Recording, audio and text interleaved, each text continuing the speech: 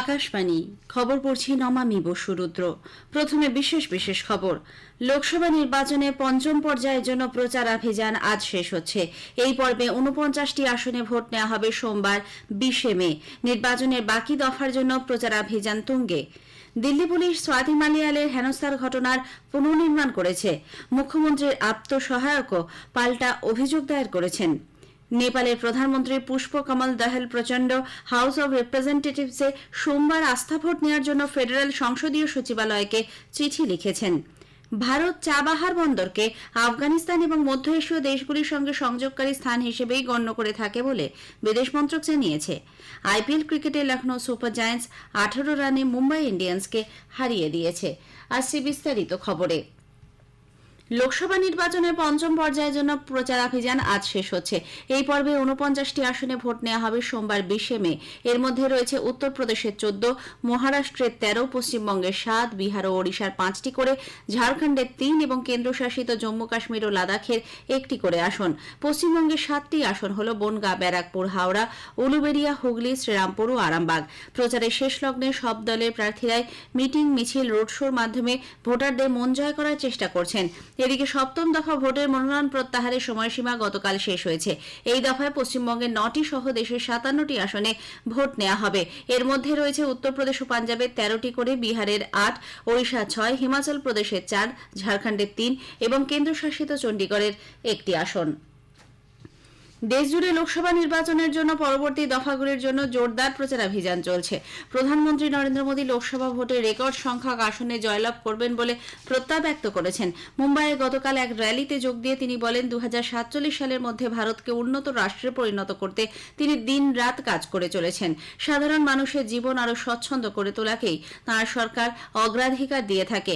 শান্তি, নিরাপত্তা এবং শিশুদের সুন্দর ভবিষ্যৎ সুনিশ্চিত করার জন্য ভোটারদের আরও বেশি সংখ্যায় গণতান্ত্রিক অধিকার প্রয়োগ করার আহ্বান জানান প্রধানমন্ত্রী। প্রবীণ বিজেপি নেতা কেন্দ্রীয় স্বরাষ্ট্রমন্ত্রী অমিত শাহ গতকাল ঝাড়খণ্ডের রাঁচিতে একটি রোড শোয়ে অংশ নেন। প্রবীণ কংগ্রেস নেত্রী সোনিয়া গান্ধী রায়বরেলিতে এবার প্রথম লোকসভা নির্বাচনের প্রচারে যোগদান। গতকাল তিনি বলেন, তাঁর ছেলেকে তিনি রায়বরেলির জনতার কাছে সমর্পণ করছেন। রাহুল গান্ধী কখনোই সেখানকার মানুষকে হতাশ করবে না বলেও প্রত্যয় ব্যক্ত করেন তিনি। অন্যদিকে তৃণমূল কংগ্রেস প্রধান পশ্চিমবঙ্গের মুখ্যমন্ত্রী মমতা ব্যানার্জি গতকাল রাজ্যে একাধিক জনসভা করেছেন।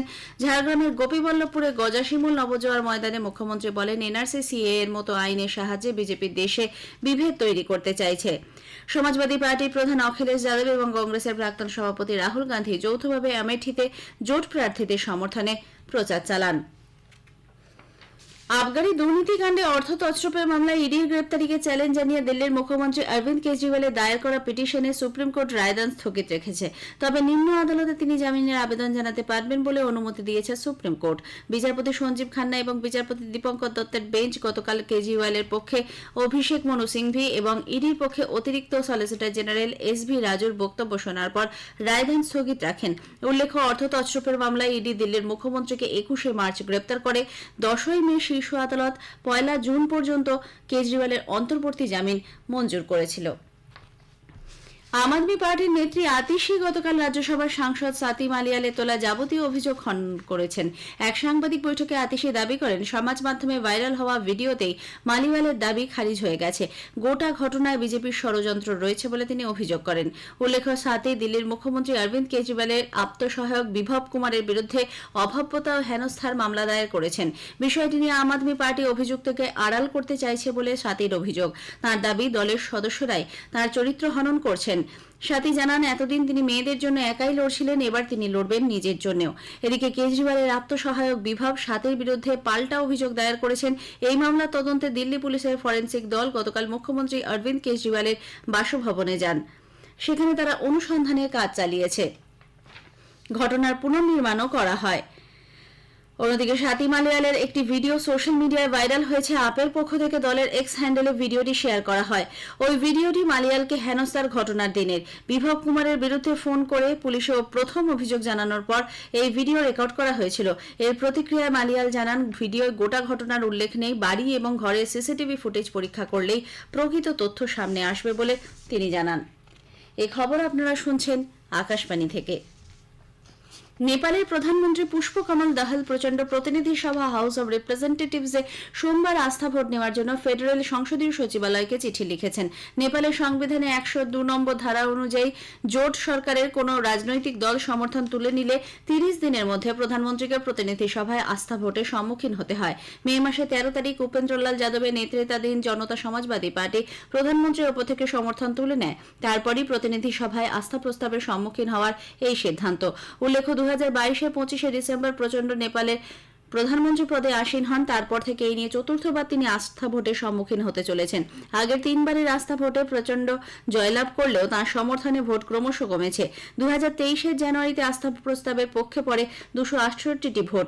সেই বছর মার্চেই তা কমে দাঁড়ায় 172-এ। চলতি বছর মার্চের তৃতীয় আস্থা প্রস্তাবে তাঁর পক্ষে ভোট পড়ে 157টি। এবারের আস্থা প্রস্তাবে জয়লাভের জন্য জোট সরকারের প্রয়োজন 138 জন সাংসদের সমর্থন। ভারত চাবাহার বন্দরকে আফগানিস্তান এবং মধ্য এশীয় দেশগুলির মধ্যে সংযোগকারী স্থান হিসেবেই গণ্য করে থাকে বলে বিদেশ মন্ত্রক জানিয়েছে। মন্ত্রকের মুখপাত্র রণধীর জয়সওয়াল নতুন দিল্লিতে সাংবাদিকদের কাছে ভারত ও ইরানের মধ্যে দীর্ঘমেয়াদী চুক্তিকে এক উল্লেখযোগ্য সাফল্য বলে বর্ণনা করেন। তিনি আরও বলেন, এই বন্দরের মাধ্যমে ভারত আফগানিস্তানে মানবিক সাহায্য পাঠাতে সমর্থ হয়েছে। মার্কিন যুক্তরাষ্ট্র এই বন্দরের গুরুত্ব অনুধাবন করেছে। We should not take a narrow view of this issue. The project will benefit the entire region, particularly landlocked Afghanistan and Central Asia. And the US has in the recent past appreciated the larger relevance of Chabahar port, particularly in the context of humanitarian supplies to Afghanistan. Hardeep Singh নির্জনের হত্যার ঘটনায় Canada যে চতুর্থ ভারতীয়কে গ্রেপ্তার করেছে সেই প্রসঙ্গে রণধীর জয়সওয়াল জানান, ভারতকে এ ব্যাপারে এখনো সরকারিভাবে কিছু জানানো হয়নি। পাক অধিকৃত কাশ্মীরে সাম্প্রতিক বিক্ষোভ নিয়ে সাংবাদিকদের প্রশ্নের উত্তরে বিদেশ মন্ত্রকের মুখপাত্র বলেন, সেখানকার ভ্রান্ত নীতির কারণেই এই প্রতিবাদ আন্দোলন। জম্মু কাশ্মীর এবং লাদাখ যে ভারতের অবিচ্ছেদ্য অঙ্গ ছিল এবং ভবিষ্যতেও থাকবে সে কথা স্পষ্ট জানিয়ে দেন তিনি। जो स्टैंड है जो भारत का बड़ा क्लियर है, it impacts India's territorial integrity and sovereignty. जो पाकिस्तान अधिकृत कश्मीर है उस क्षेत्र पे, उस विभाग पे भी हमारा पोजीशन बड़ा क्लियर है। ये जो क्षेत्र है ये भारत का अभिन्न अंग है, रहा है और हमेशा रहेगा। কম্বোডিয়া এবং দক্ষিণ এশীয় দেশগুলিতে চাকরির সন্ধানে যাওয়া ভারতীয় নাগরিকদের বিদেশ মন্ত্রক এক অ্যাডভাইজারি জারি করেছে। ভুয়ো এজেন্টদের থেকে এদের বিশেষভাবে সতর্ক করে দেওয়া হয়েছে। কম্বোডিয়া ও লাওসের ভারতীয় দূতাবাসের পক্ষ থেকে জারি করা ওই নির্দেশিকায় বলা হয়েছে, এই অঞ্চলে বেশ কিছু ভুয়ো এজেন্ট কাজ করছে, যারা বিশেষ করে সাইবার ক্রাইমের সঙ্গে যুক্ত এমন কোম্পানিগুলিতে কাজ করার জন্য মানুষকে প্রলুব্ধ করে। শুধুমাত্র বিদেশ মন্ত্রকের স্বীকৃত এজেন্টের মাধ্যমেই যে কোনো চাকরিতে ঢোকার জন্য নির্দেশিকায় স্পষ্ট উল্লেখ করা হয়েছে। বিদেশ মন্ত্রক সূত্রে জানা গেছে, সম্প্রতি লাওসে থাইল্যান্ডের মাধ্যমে বেশ কিছু ভারতীয় নাগরিকদের ভুয়ো কোম্পানিতে ডিজিটাল সেলস ও মার্কেটিং এক্সিকিউটিভ অথবা কাস্টমার সাপোর্ট সার্ভিস পদে নিয়োগ করা হয়েছে। এই কোম্পানিগুলি লাওসের গোল্ডেন ট্রায়াঙ্গল স্পেশাল ইকোনমিক জোনে বিভিন্ন কেলেঙ্কারি ও ক্রিপ্টোকারেন্সি জালিয়াতি মামলায় জড়িত। দুবাই, ব্যাংকক, সিঙ্গাপুর ও ভারতে এই সমস্ত কোম্পানির এজেন্টরা সহজে ইন্টারভিউ ও টাইপিং পরীক্ষা নিয়েই নতুন নতুন নিয়োগ করছে। তাদের প্রচুর টাকা বেতন, হোটেল খরচ এবং প্লেনের টিকিট ও রিটার্ন টিকিটের প্রলোভন দেখানো হচ্ছে। শেষ পর্যন্ত এরা যখন চাকরিতে যোগ দিতে যাচ্ছেন, তাদের লাওসের সীমান্ত পেরিয়ে থাইল্যান্ডে নিয়ে গিয়ে ওই গোল্ডেন ট্রায়াঙ্গল অর্থনৈতিক অঞ্চলে শ্রমসাধ্য কাজ করতে বাধ্য করা হচ্ছে।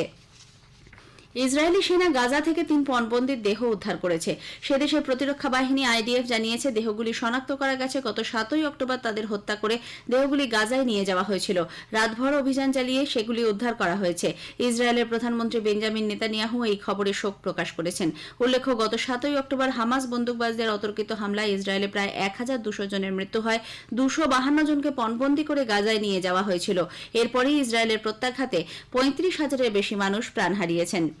আইপিএল ক্রিকেটে লখনৌ সুপার জায়ান্টস 18 রানে মুম্বাই ইন্ডিয়ান্সকে হারিয়ে দিয়েছে। মুম্বাইয়ের ওয়াংখেড়ে স্টেডিয়ামে গত রাতের এই ম্যাচে জয় পেলেও লখনৌ প্লে অফের দৌড় থেকে ছিটকে গেল। মুম্বাই টসে জিতে লখনৌকে ব্যাট করতে পাঠায়। নির্ধারিত 20 ওভারে তারা 6 উইকেটে 214 রান তোলে। জবাবে ব্যাট করতে নেমে মুম্বাই 20 ওভারে 6 উইকেটে 196 রান তুলতে সমর্থ হয়। আইপিএল ক্রিকেটের গুরুত্বপূর্ণ ম্যাচে রয়্যাল চ্যালেঞ্জার্স বেঙ্গালুরু আজ চেন্নাই সুপার কিংসের বিরুদ্ধে খেলবে। বেঙ্গালুরুর এম চিন্নাস্বামী স্টেডিয়ামে খেলা শুরু হবে সন্ধ্যে 7:30টায়। চেন্নাই 13 ম্যাচ খেলে 7টিতে জিতে 14 পয়েন্ট পেয়ে লিগ তালিকায় চতুর্থ স্থানে রয়েছে। অন্যদিকে বেঙ্গালুরু সমসংখ্যক ম্যাচে 12 পয়েন্ট পেয়ে ষষ্ঠ স্থানে রয়েছে। আজকের ম্যাচ জিতলে চেন্নাই প্লে অফে চলে যাবে। অন্যদিকে আরসিবিকে প্লে অফে যেতে হলে বড় ব্যবধানে চেন্নাইকে হারাতে হবে।